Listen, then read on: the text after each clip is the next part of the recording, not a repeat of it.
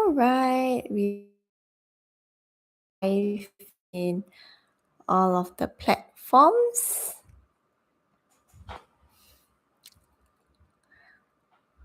Yeah, right. And here we. Oh wait, that's my notes. Just see.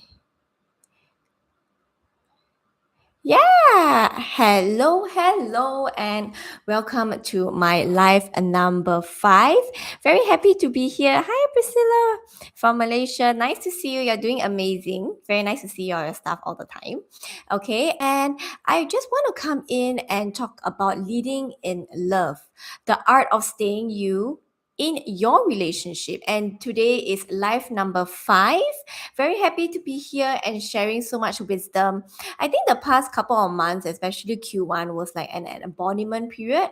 I was going through a period of growth internally as well as building the foundations for my family, setting in the new routines, especially a lot of changes in terms of my kids' school and the home structure because my maid went back. Building a whole new structure for everybody. How are we going to cope with the meals? How we are coping as well with, after school, what's going to happen to the schedule, and of course, how am I going to manage their studies. And very happy because that foundation has been set last week. Just last Friday, I set a powerful intention that I want to be stepping the pedal, especially on my work again. Very happy. Barely midweek, I've already gotten the content out for the next 3 weeks. It was very, to be honest, it was very doubtful and scary for me. The thoughts of having more content came to my head, but I was very doubtful even for myself because previously I was, building all my socials, all my content calendar based on 6 hours, 6 to 8 hours of day because my kids were in school full time. And right now, especially, after at 12 plus, I have to drop the ball, I have to get grab, I have to, go and pick my son up from school. And I don't even have, 3 4 hours in a day to work on my stuff. I only have 2 hours. How am I going to pull it off? And I think there was a lot of distrust and doubting of myself. Very happy to say that in the past couple of days I overcome my own challenges, and now I finally understood why last year there was an intense period of creating social media. I was in fact putting out social media courses and even taking on clients for social media coaching, teaching them very fast ways on how to do video editing, how to talk on camera, direct live, create posts using ChatGPT, and I'm pretty much putting all of those things that I teach people into my own platform. And like I think in 1.5 hours, I was able to edit like 5 reels and even complete a carousel post like in 20 minutes. Whereas previously, it used to take me like I think 2 to 3 full days in order to come up with the full content calendar. So very happy about this, and I guess the universe wants me to share that the doubts that we have in ourselves, it is always uncalled for. The things that we always think that I'm not able to do this, I fear I won't be able to be good enough, are all noises in our head, because we can actually achieve so much more than what we think. Okay, and especially for myself, but I will be putting out all of my empire of courses coming from social media, business, entrepreneurship, time management, and of course relationship, because no woman can run away from relationship, no matter how powerful you are at the top to how normal you are. Every one of us women, at the end of the day, we crave deep, profound, activating relationships where we grow with our partners, and I think a lot of the society has drilled in that, which later on I'll share with you, that you got to overfunction, you got to do more, you got to prove more, because that is how it is. If you want to be seen as more worthy and to receive more, you have to do more, you have to cook more, you have to slave more, you have to sacrifice more. But all of that, I'm going to tell you in today's video, that is utter BS. Okay, so let me lead you into leading in love, the art of staying you in your relationship. And I think in the past of a couple of videos, which I had a lot of fun, of course, if you have time, please go and watch them. There was one video that I talked about having an inner garden. And when I actually listened back onto having an inner garden, it resonated so much with me. Having an inner garden is more than just having something to do on the sidelines to get yourself distracted. Absolutely not.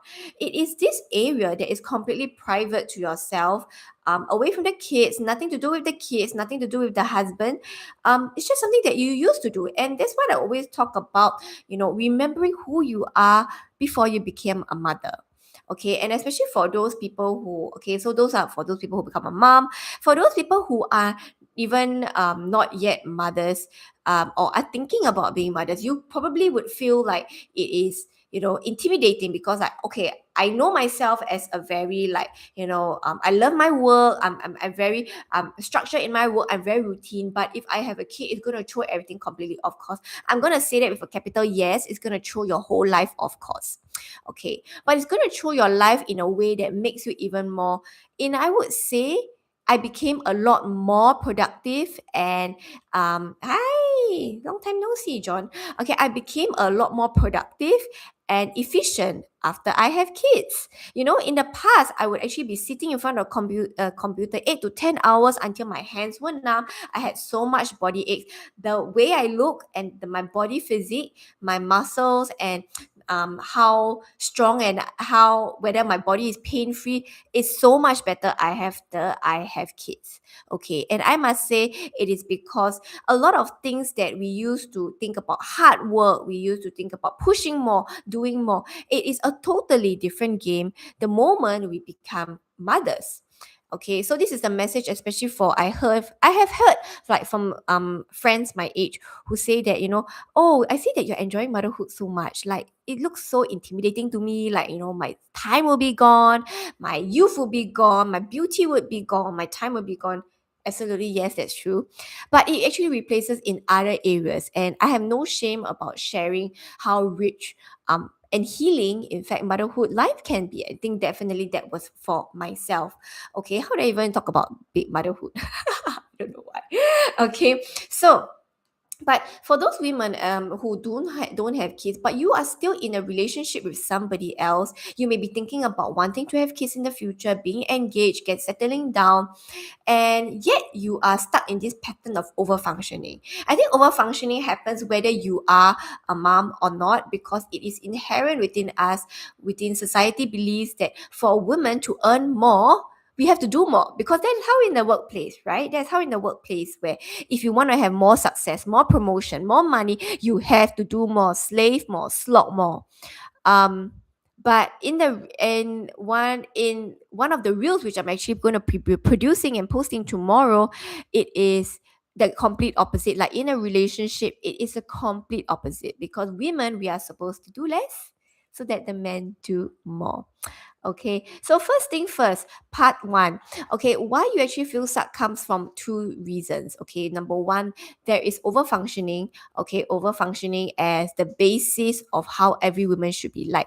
And sometimes it can be very strange, because we compare not only to, the friends around us, we also compare ourselves to our family members, like my sisters, like my cousins. I see my girlfriends, like, doing so much, and then so that they can get more. But this doing more comes from a lack of worthiness. This doing more comes because you want to prove more, because that's how in the workplace, right? And it makes logical sense, but emotionally wise, it would deplete the woman completely in the relationship.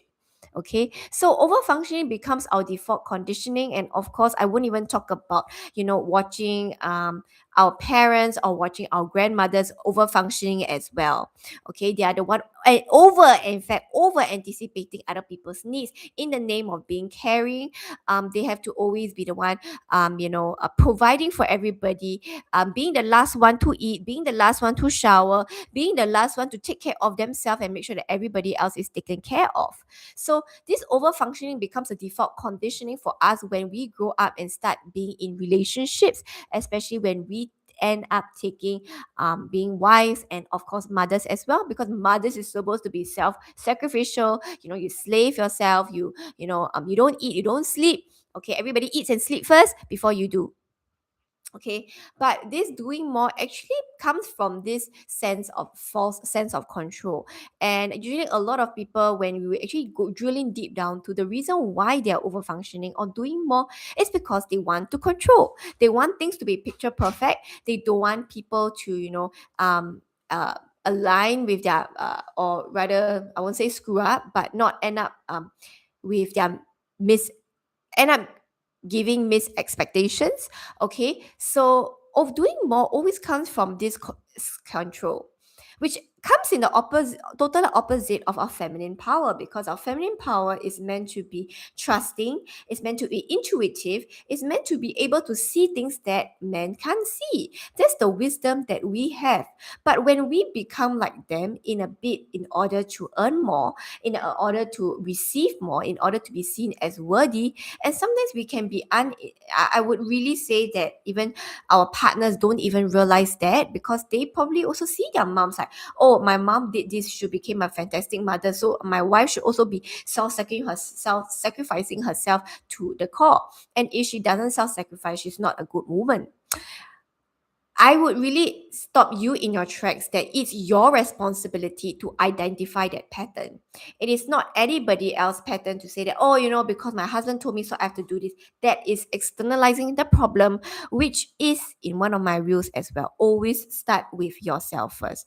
Never put the finger to blame other people. Okay. If you're always saying that, oh, because somebody else tell me to do this, that's why I have to be, I'm so tired and all that, you are just externalizing the problem, giving away your personal power to other people. That's why your time always belongs to other people as well. Okay, so externalizing the problem equals to losing the power to change the dynamics, to make the shift. Okay, so doing more, number one, it blocks you from your intuition. Number two, it gives you this false sense of control when it stems off from fear. Control always stems off from fear. Over control stems off from too much fear. Okay, too much fear. That's why you have to control the results. And this is when a lot of people say that, oh, but doing less makes me lazy. Doing less makes me, lose value in other people's eyes, because in this society, we are supposed to keep hustling. And it is completely true. I think our society has been engineered and geared towards overdoing, overperforming, in order to be seen as worthy. Then that is when the question comes to yourself, like, do I want to keep on being sucked into this pattern? Do I want to be sucked into this pattern where in my career, I'm also overworking, and in my relationship, I'm also overworking? Okay, that's when the woman becomes very depleted. Okay, and she takes over unknowingly, unconsciously. She takes over the man's role. And what happened to the guy? The guy ends up sitting back. The guy ends up doing less. The guy ends up not picking up the slack. The guy ends up being the one scrolling TV, okay, watching Netflix, watching soccer, playing games in his own world, whereas the woman is the one like, okay, picking up everything, planning everything, scheduling, and saying, hey, let's do this. Hey, we have to do this. Why are you not doing the dishes? No, no, no. And she becomes the man. So she's just like a man in a woman's form. And this is when it creates a relationship where one is over functioning and the other is under functioning. When a man is not ignited into step into his own power, he loses confidence. Okay, he loses confidence, he becomes weak, he doesn't step into what he should be doing and to be facing challenges and overcoming challenges, not because he doesn't want to, but because the woman doesn't provide the opportunity to.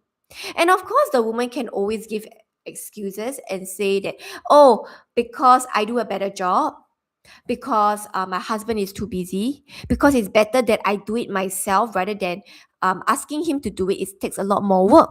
Then that is when I point a question to the woman and say that, are you afraid to ask? Because are you afraid of being disappointed? Are you afraid that whatever that the man is going to produce is going to disappoint you? Because she's so attached to control, attached to fear, attached to the outcome, that she wants the result in her own way. That the man comes to her as just a um, executioner, but he is not the one planning. He's not the one stepping into the game. He's not the one fighting for his own battle.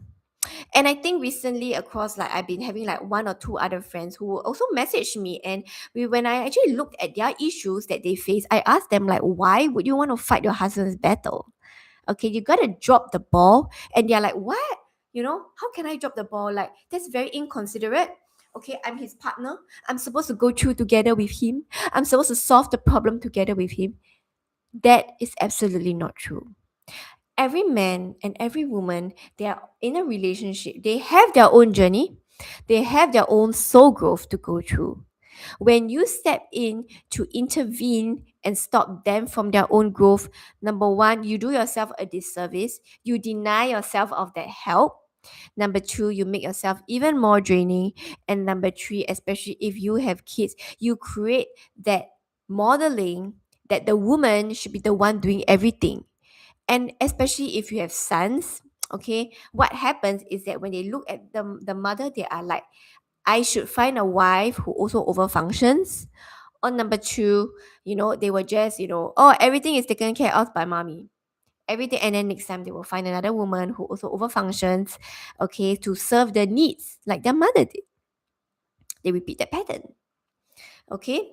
So when we actually learn how to do less, okay, again, I say that we step into our feminine power because we step into our self leadership where we can guide the relationship, not be from doing, but from seeing.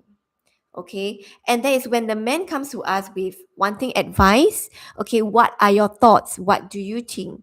Okay, and how should we do this? These are the moments where you step in instead.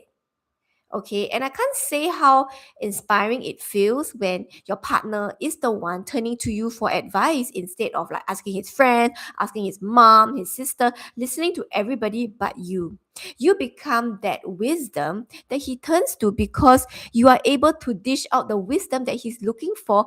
Precisely, you are much less busy. Okay, when we are so busy, we get tired, we lose a mental space, we do not want to be involved in terms of wisdom. But when we are doing less, we are like, hey, like, I can see this pattern, like, I can see what's going on, I can see what's misaligned, like, you can work on this, you can work on that, like, I think that would be a better. You can pull together insights, okay, that would make your that would improve the efficiency. And then he's like, okay, let me pick this up. He's the one doing the physical labor. Okay, so doing less doesn't make you lazy. In fact, it allows you to step into your own power of feminine leadership. Okay, you pour more love into yourself, you pour more love into your inner garden because you're so busy building your inner garden that you do not even have time to entertain, like, sometimes his tantrums or his, like, his little bits of squabbles. When everything is external, on the other hand, nothing is yours to shift. So start realizing that overfunctioning, number one, is not the default conditioning. In fact, we should be a place from doing less so that he can step up more. Okay, and it's very powerful and it's very inspiring when we actually see our men stepping into the power, fighting their own battles, finding ways to be better because it improves themselves individually. Okay, and I can say how much sometimes we may feel like, oh, I don't think he's up for it, like, he shouldn't be, because we fear their process, we stop them from growing. Okay, but ask yourself, like, why are you so fearful? Hi Rina, so long time no see. So ask yourself, why are you so fearful of allowing other people to have their own process? Okay, when you stop other people from going through their own challenges, you deny them of their pain, but you also deny them of the growth that they deserve, that the soul growth that they should have. And that is where your relationship stagnates, is it stuck at a point. The woman looks at the guy, the wife looks at the husband and like, why in the world did I marry him in the first place? Like, and it becomes very, and the relationship hits a roadblock. Okay, where one is over functioning, especially the woman, and the guy is under functioning. Okay, we can't we lose the attraction, we lose the polarity, and it becomes a detrimental point for the relationship as well. Okay, so that is the pattern. Okay, why we are still stuck, because over functioning, and we give away the power to other people by pinpointing that, oh, because he's like that, he will never change. I it's better off that I do all the work instead. It's much easier that I do it. Okay, it's much easier than I do it. And I think a lot of us have the kind of patterns that were brought forward from our mothers. Okay, so the second part, this is the moment, the shift where you actually step into your self leadership. It comes in two parts. Number one, the way you express yourself, and boundaries. Okay, I absolutely love boundaries, because boundaries is something that challenge not just men but women as well. I think even more so women. Okay, again, in my reel that I produce, when I will be releasing next week, I talk about how stepping into my authentic power is scary, because I've grown up hearing from people about, the fact that I'm opinionated, I talk too much, I ask for too much, I'm too difficult, I demand for too much, I have too high standards, that it makes people around me difficult. I learned along the way, especially in the past few years of, awakening, that it is not it's not me to take on other people's responsibility when they are triggered by boundaries. Okay, and boundaries is something that we all need in order to stay as ourselves in the relationship. If we give ourselves too much to the relationship, servicing, providing, being the masculine energy, we lose, like, for men, they have that innate capacity to keep giving because that's how they are. For us, we have the innate capacity for wisdom, for intuition. It's like a never ending pool, it's a never ending resource, provided that we are well rested, provided that we are recognized and seen in the relationship, provided that we are valued the way that we should be valued. Okay, and this also requires you that when you have, maybe not, I wouldn't say arguments, but disagreements, that, for some reason he is um not, I mean, by no fault of his, I would say by no fault of his, he says that, I can't provide for you XXX, and it's like, it's up to you, okay, to state your boundaries very clearly, that, hey, no, like, this is what I deserve, and I will not accept anything less. It's up to you to hold that standards, to keep your partner accountable to you. What happens to a lot of women is that they let their partner go loose, they be too nice, they try to be considerate, and they try to be too kind, that they end up overgiving and under receiving. Okay, overgiving and under receiving. They end up taking scrapes, breadcrumbs of love, and saying that, hey, this is only what my husband can provide, this is what only that he can do. But no, they always can rise up to the next level, they can always rise up to the next challenge. And I say it over again, as in my reel, which I'll be producing next week, releasing next week. I say that men are always um forced to rise and challenged to rise, and in fact they want to overcome that challenge, they want to fight the dragon, they want to go into the cave and fight the battle. But are you the one stopping them? Are you the one saying that, hey, the cave is too challenging, better not, okay, it's better to be safe next to me, it's better to, don't try to be too difficult, okay, let me help you instead? Is it you that go in and stop them from fighting that battle? When you deny the man of growing, you deny yourself of that beautiful result that you deserve. And I think a lot of women, they stem off from fear of disappointment. They stem off because they fear that, he will not be able to do it. There will be, upheavals, that there will be, it will, they will see that he's going through challenge, very sinkhole. And I think I heard from someone recently, when I actually shared about how challenging it was for our relationship when my husband and I decided for me to actually focus most of my energy onto the kids, onto the family. Okay, as I say, being a stay-at-home mother, but I'm also a multi-business owner, and I want to be, right? And when that decision came for that, um, and she said that, no, I will never do that, because, you are so brave to allow your husband to do that. I said, of course, why not? Like, why not? Why am I denying him of that capacity for growth?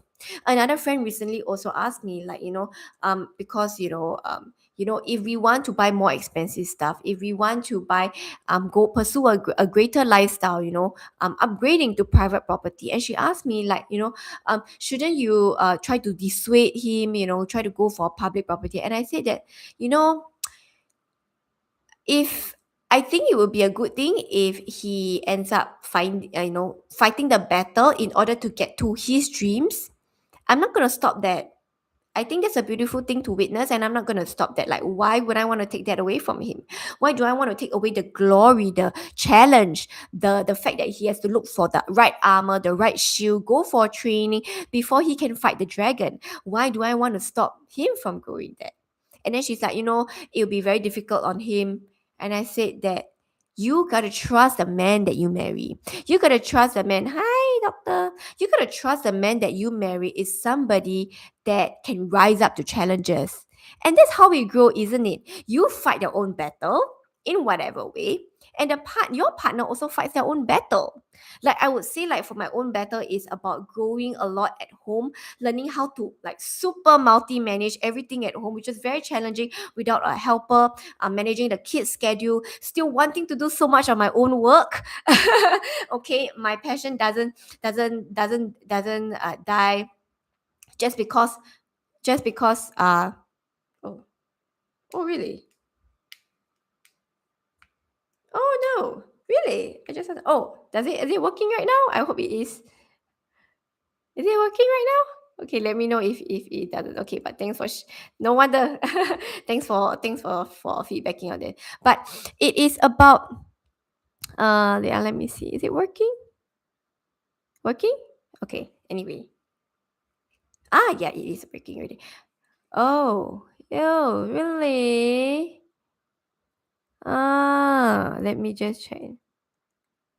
Oh, hang on for a moment.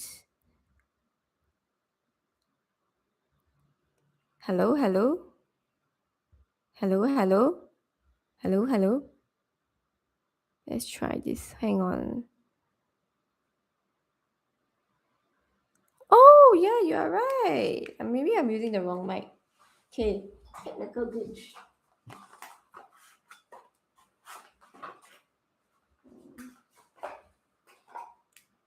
One is working. Hello, hello. Let's try this. Hello, hello, hello, hello, hello, hello. Ah, I think this is the one that's working. Hello, hello. Ah, yeah, there we go. Oh, yes, thank you. Oh my gosh, you are the only one who actually feedback to me. But luckily, I got my other video in my. I hope you. Yes, the light is on. Yay! Thank you so much. Thank you, thank you. Okay, so as I was saying, I lost my train of thoughts. What was it about? I said that it was about so why would you want to, as a woman, why would you want to deny your husband of fighting that challenge? And I think for most men it's about career and money. It's about pursuing more money. It's about going into the battlefield, trying to get that promotion, trying to fight for more, like, performance bonus and so on. And as the women, we should be letting them do that. Okay, we should be the ones supporting. So when I actually heard what my friend said, I said that you are going to the battle for him, and you shouldn't be doing that. Okay, you shouldn't be doing that. So boundaries, okay, back to which boundaries, and learning how to state very clear boundaries and knowing where you stand, knowing where that if this your battle to fight, is this my battle to fight, or is that his battle to fight, and do not interfere. It's a very you gotta be very conscious of that, and you can only be conscious when you build your own inner garden. Okay, and I can say of my own experience, okay, in the past couple of months, I would say that when November and December, which is the most busiest for me, when everything at home all hell break loose, everything, all the balls were on my hands. I absolutely did not have time for myself. I didn't gym, I didn't work out, for goodness sake. I didn't even eat vegetables, and I fell sick for 3 weeks, and I didn't even take time for myself to kind of like process the changes that I was going through. And so when it hit me to the point where I felt very frustrated and depleted on an everyday basis, I knew that I wasn't building an inner garden. I knew that I was stopping, I wasn't providing that self-sufficient self-care. Then there came this point where for 3 weeks in a row, I went on and just did whatever that I wanted to. Okay, even on the days where, like, I was supposed to pick the kid at about 1, right? I'll just go out to Gardens by the Bay, or just go a quick one. And then I would, just dress up very nice for myself. I would head to the Titanic exhibition, which was all leaving soon, I think that weekend. And I also went to, what was another exhibition that I went? Oh, the art exhibition at National Gallery.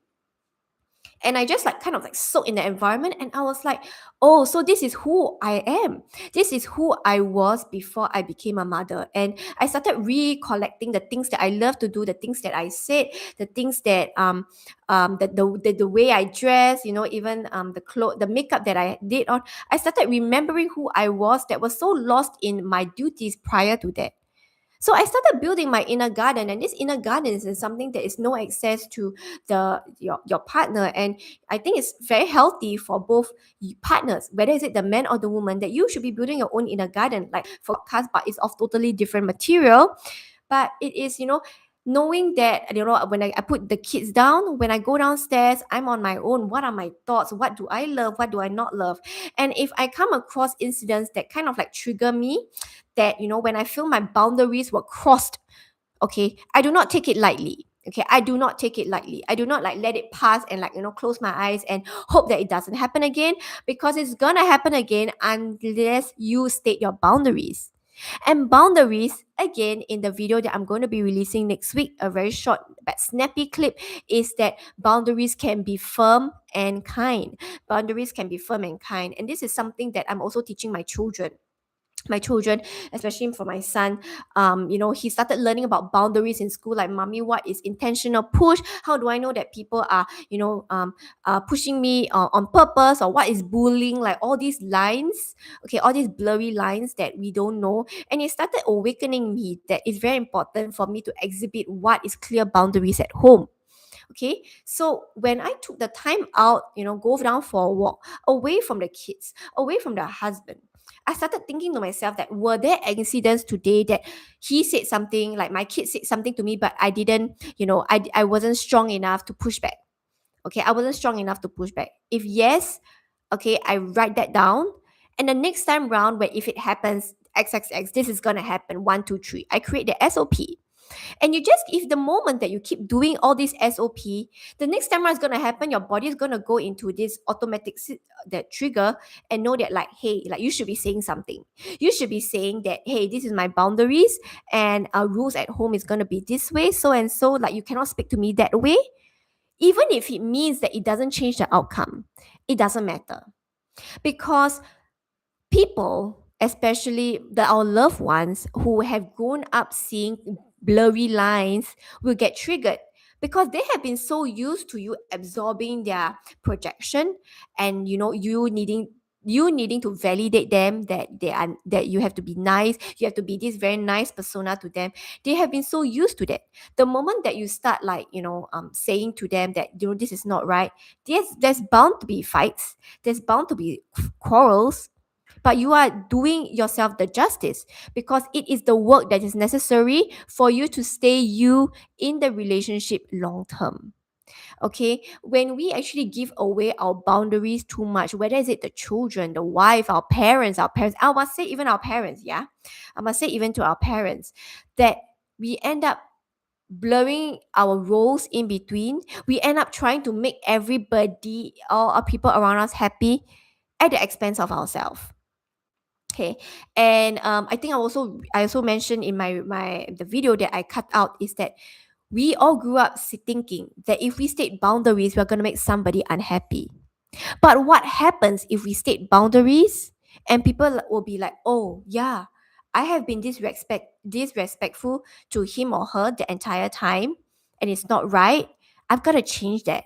When you can ignite that change in your partner naturally, without fighting, without scripting, without saying that you should be doing XYZ, you should be saying to me this, you should be saying to me that.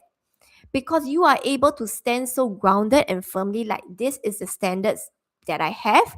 I'm going to hold you accountable to it. I'm not going to accept anything less. Okay, people are going to step up to it. Okay, people are going to be, because they are like, they are awakened to that moment that they can't speak to you rudely as well. If on the other hand they get triggered, okay, they get upset, that's not your responsibility. It took me a long while. Hey, hi, I'm serious. It took me a long while in order to get very detached from other people's, you know, dumping of their emotional responsibility on me, because I fear that if people get angry, I feel that people get upset. I feel that, if I say my truth, it will come at it will make somebody else angry. But at that point, I decided that my truth is my truth, and that it doesn't matter to me what other people think. Okay, they may take a while to integrate, they may take a while to accept, and that is okay. That is their timeline. My timeline is that I have to learn how to speak my boundary. Okay, that is the challenge that I'm meant to go through, which I did. Which I did. Okay. So when we boundaries, I think it's a very big topic that a lot of people, we are all struggling with, because again, must be nice, cannot offend people, Asian mentality, but it doesn't get you anywhere. Okay, it doesn't get you anywhere. It makes you upset. Okay, it depletes into your energy. It makes other people step on you time and time again. And there is this whole, the quality of the relationship is just not good.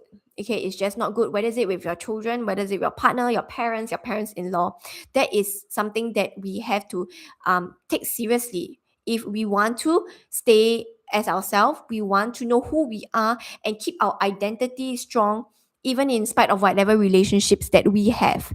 And I find that especially when we become mothers, again, I say because of societal beliefs and expectations that the women is supposed to be a certain way. It becomes, your mind becomes very cloudy, and you end up like, oh, I shouldn't do this because like my sister, but if not, I won't be nice person. If not, people will not like me. If not, I'll offend other people, and that is not nice. That's not what a woman should do. Okay, that's not what a woman should do. So when we actually learn to have that expression, we learn how to speak a lot. And I think I came from that experience where people told me that I was too opinionated, I wanted too much, I'm too loud, I'm too rude. Like, if there's a bowl of vegetables, no, it's like a plate of meat in front of, with everybody, I'm the person who's like, okay, so anybody gonna take it? No, I want it, kind of thing. I'm not like the person with the pie say piece kind of thing. So when I along the way, I had my periods of time where I just kept quiet, where I just fear that I was being too much, where I just was suppressing my voice. And the more I suppressed my voice, the more I became very disconnected with what I wanted. Okay, and became very disconnected with my role in the relationship as well. I became resentful, and it ends up being exploding in drama. It does nobody good. What I discovered is that if you learn how to express in real time, if you learn how to express yourself in a very grounded, safe, okay, very safe, very this is my what I want to say, but I know it may not be accepted by everybody, and it's okay. Okay, learning how to detach from the outcome, even when you speak what you want to speak, you become very empowered. You are not detached to what other people think or feel, because that shouldn't be the way. We are not responsible for anybody's feelings, and that's something that I also taught my son. Sometimes he say that, oh, I'm afraid that if I say this, mommy and daddy will be angry. I say that unless it's a rude thing, but otherwise you should not be bothered about whether it makes us upset or not, because you should just be responsible for how you feel, how you think, and how you act. Other people's feelings, it is not your responsibility.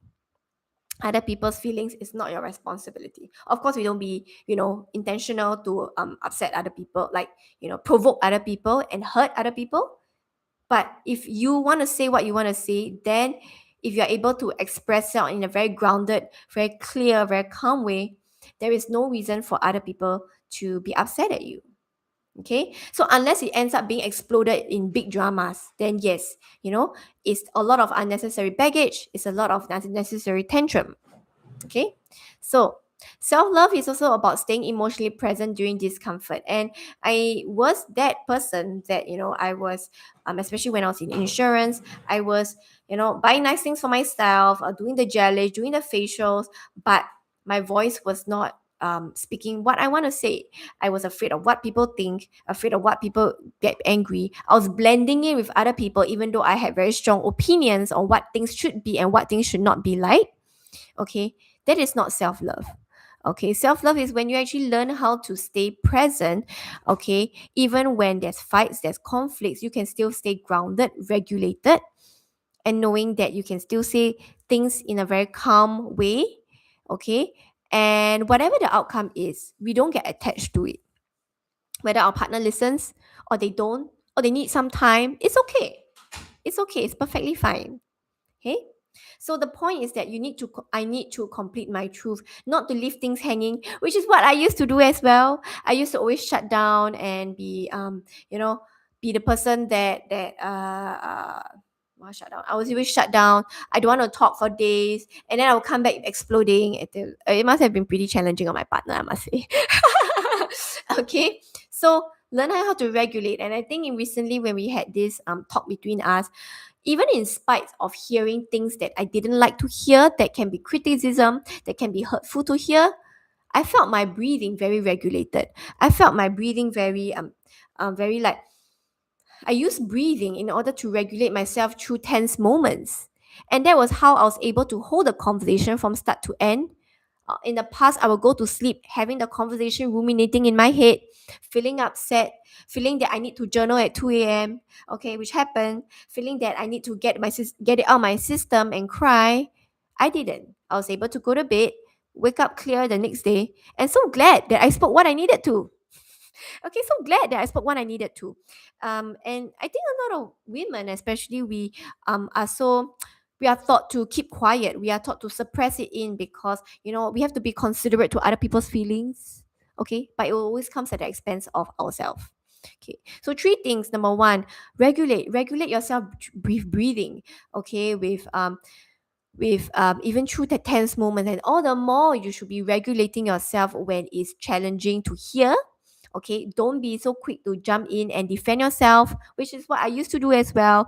Be so quick to argue back, out talking, arguing, defending, that it becomes very frustrating for both of us.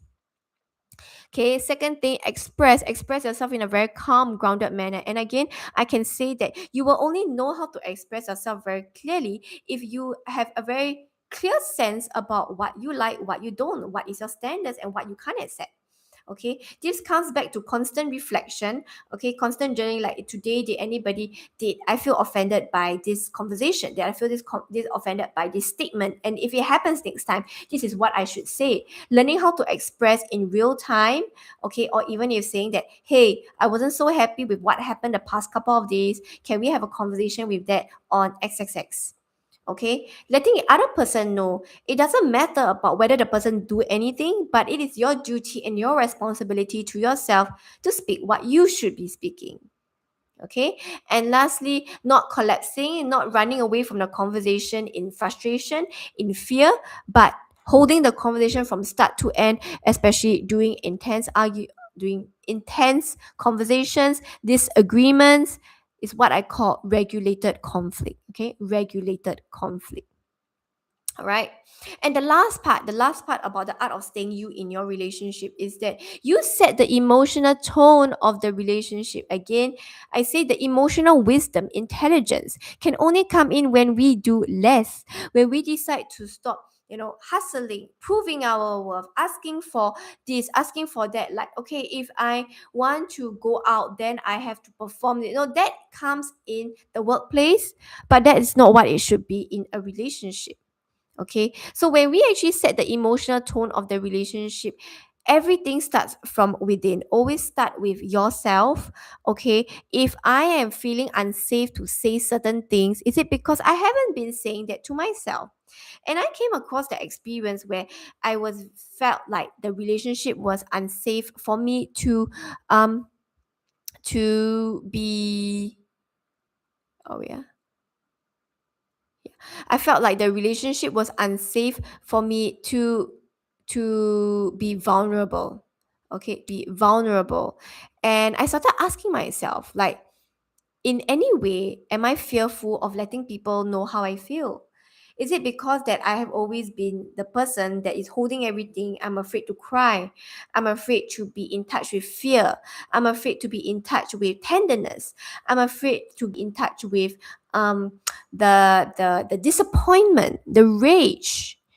And then that's when you have to have your own practices, okay, whether it's it breath work or journaling, in order to release all that unnecessary energy that's all stuck in your body. Okay, so you start building that safetiness from within. Then you would feel safe to say what you want to say in the relationship.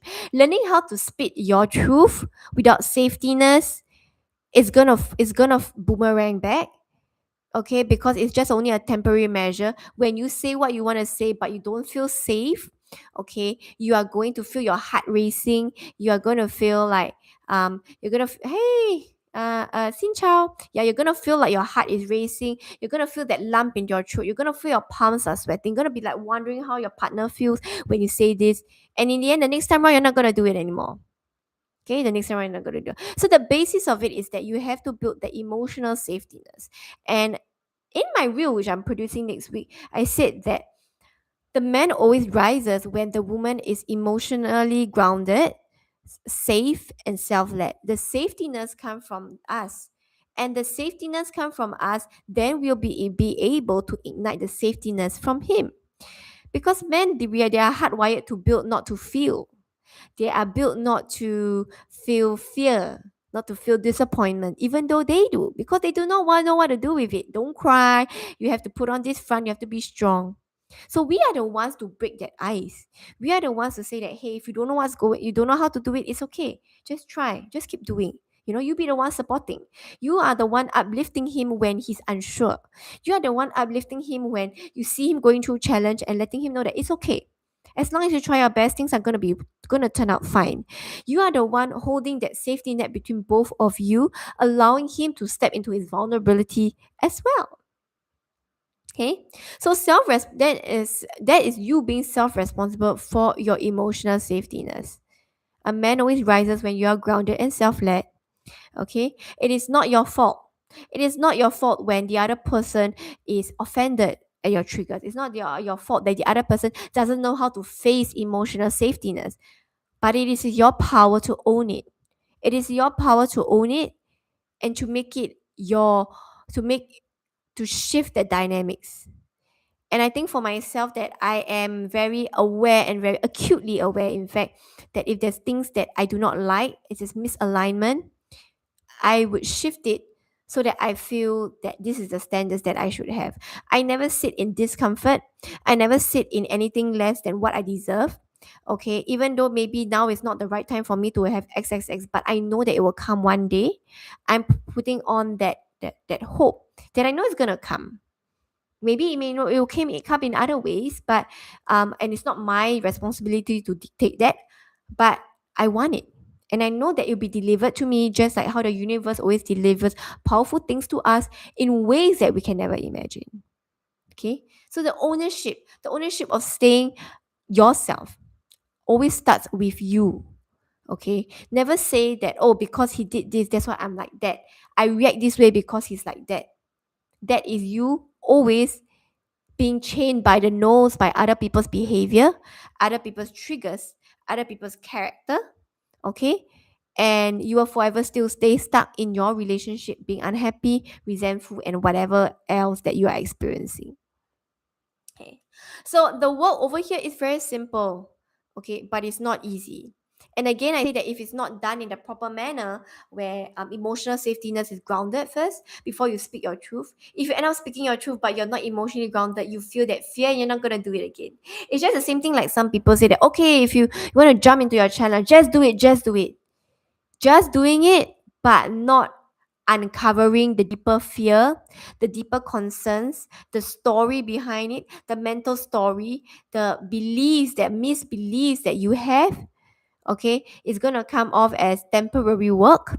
Okay, you're just gonna do it, but it's gonna stand out of fear. It's not gonna stand out or stem out of true alignment that is a lot more sustainable. Okay, so it's not always easy to do it alone, and that is why I am having the aligned love audit. Okay, I'm closing up as well. I'm having the aligned love audit where it's complimentary for only 3 women who are looking to change, who are looking to realign themselves in their relationship, because this is the standards that they no longer want to receive. They do not want to be overgiving anymore. They do not want to be overperforming. They do not want to be over explaining anymore. Over explaining.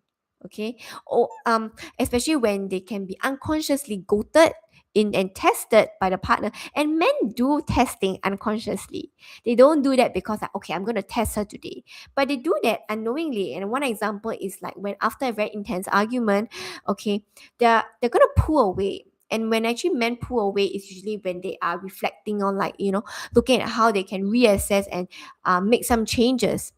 When the woman starts fearing because there is a space between them, she starts messaging him. She starts saying that, oh, I'm so sorry for the last night's conversation. It felt so challenging, but I hope things are gonna. If they start stepping in and doing that, they lose the power, man. They lose the power. The man knows that they are feeling insecure. On the other hand, if the woman is built in her own inner garden, in her own groundedness, she's the one dancing and doing her own thing, regardless of how he behaves. Whether he comes back in a very empowered way or whether he comes back very triggered in whatever, she's not gonna care. She's not gonna put in energy to change him. She's just going to be focused on herself. She's just going to be focused on her own work. And that to a man becomes very attractive. And that's how you ignite the emotional groundedness from him. Okay. So right now, it's not just only one person being emotionally grounded, it's 2 people. And how stable can the relationship be? How profoundly intimate can the relationship be when both of you are grounded in your own energy? Okay, conversations become a lot more calmer, become a lot more productive, no more crazy fights, no more 2 to 3 hours conversations rambling about nonsense. But you both come to great solutions together, pitting head to head because you both are able to hold your ground. Okay, so the Align Love audit is happening right now. Okay, there's the Google form, 3 complimentary slots only, but it is on application basis. So you got to fill up the Google form telling me like what are the challenges that you're going through, what are you looking for, and then if you have been selected, I will follow up with a Calendly invite for you, for us to have a call, complimentary, absolutely free, because I feel that more women deserve to have aligned love.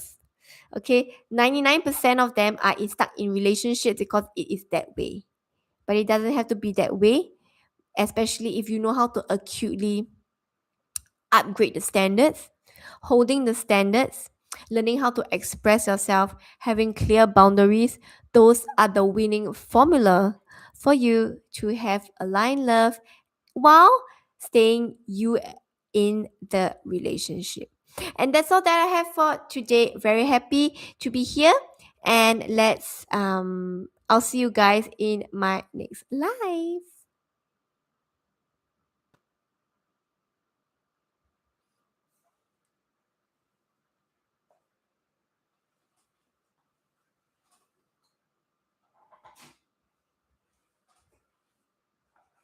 Oh, wow. Thank you.